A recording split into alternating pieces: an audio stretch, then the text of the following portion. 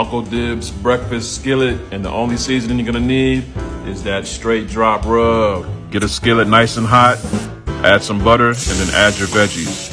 I'm using red and green bell pepper, some chopped onions, and then throw some diced potatoes in there. Make sure you soak your potatoes for at least 30 minutes before you throw them in there.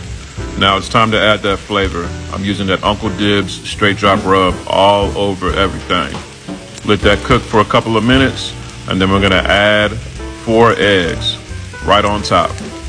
Make sure your oven is set to 400 degrees Fahrenheit, and then we're gonna throw this skillet just like this in there for 10 minutes. After 10 minutes, remove your skillet from the oven, and then come on top with that cheddar cheese, shawty. Throw it in the oven, just let the cheese melt just a little bit, and then this is what you get. Perfect dish for the weekend, and it's an easy cleanup as well.